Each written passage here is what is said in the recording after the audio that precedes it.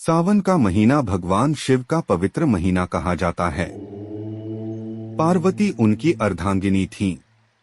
अगर शिव के बारे में जाने या उनकी कहानियां पढ़े तो ये पता लगता है कि उनके ससुर उन्हें कतई पसंद नहीं करते थे, कतई नहीं चाहते थे कि पार्वती का विवाह उनसे हो। शिव के ससुर दक्ष प्रजापति थे। वह प्रतापी राजा थे। दक्ष प्रजापति को ब्रह्मा जी ने मानस पुत्र के रूप में पैदा किया था।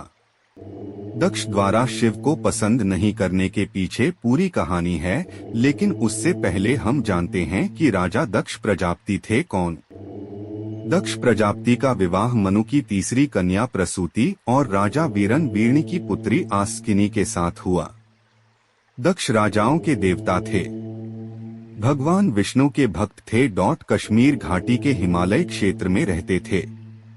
श्रीमद् भागवत महापुराण के अनुसार पहले जन्म में दक्ष ब्रह्मा के पुत्र थे। राजा दक्ष और प्रसूति की 16 पुत्रियां थीं। इनमें सबसे छोटी पुत्री का नाम सती था।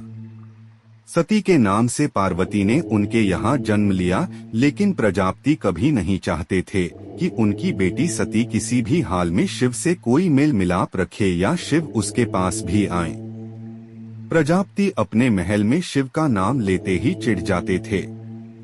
आखिर क्या वजह थी इस कटुता की? इसके 3 कारण बताए जाते हैं। एक मत के अनुसार शुरू में ब्रह्मा के 5 सिर थे। ब्रह्मा के 3 सिर वेद पाठ करते, लेकिन 2 सिर वेद को गालियां भी देते।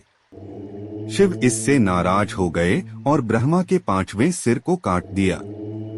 चूंकि ब्रह्मा दक्ष के पिता थे, लिहाजा इस बात पर दक्ष क्रोधित हो गया।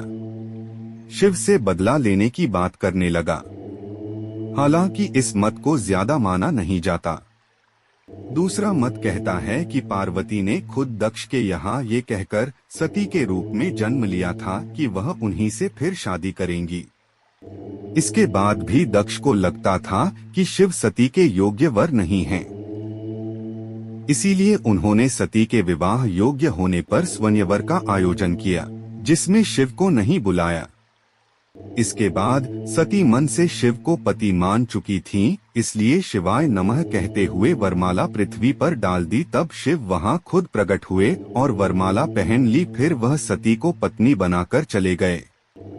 दक्ष को ये बात कभी पसंद नहीं आई कि उनकी बेटी ने उनकी इच्छा के खिलाफ जाकर शिव से शादी की। तीसरा बात सबसे ज्यादा प्रचलित है। इसके अनुसार एक यज्ञ में जब दक्ष पहुँचे तो सभी देवी देवताओं और मौजूद लोगों ने खड़े होकर उनका स्वागत किया। बस ब्रह्मा जी के साथ शिवजी बैठे रहे। इस पर दक्ष ने अपमान महसूस किया। उन्होंने शिव के प्रति अपमानजनक शब्दों का इस्तेमाल करके शाप दे दिया। इस वजह से दोनों की कभी नहीं बनी। इस घटना के बाद प्रजापति दक्ष ने अपनी राजधानी कनखल में एक विराट यज्ञ का आयोजन किया, जिसमें जामाता शिव और पुत्री सती को नहीं बुलाया। सती बिना बुलाए उसमें चली गईं।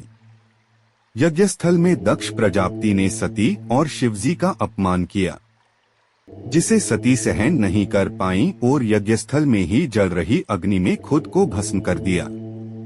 सती की मृत्यु का समाचार पाकर भगवान शिव ने वीरभद्र को उत्पन्न कर उसके द्वारा उस यज्ञ का विध्वंस करा दिया। वीरभद्र ने पहले भगवान शिव का विरोध तथा उपहास करने वाले देवताओं तथा ऋषियों को दंड देते दक्ष प्रजापति का सिर भी काट डाला। बाद में ब्रह्मा जी के द्वारा प्रार्थना किए जाने पर भगवान शिव ने दक्ष प्रजापति को उसके सिर के बदले में बकरे का सिर प्रदान कर यज्ञ को पूरा कराया। कहा गया है कि वीरभद्र शिवजी के तीसरे नेत्र से उत्पन्न हुआ। शिव पुराण के अनुसार दक्ष को जब बकरे का सिर प्राप्त हुआ था, तब उन्होंने काशी जाकर अपनी पत्नी प्रसूति के साथ महामृत्युंजय का जप किया। इसी के साथ पार्वती का विवाह शिवजी से संपन्न हुआ। तभी माता पार्वती भगवान शिव से आग्रह करती है कि काशी चलिए। फिर दोनों काशी जाते हैं।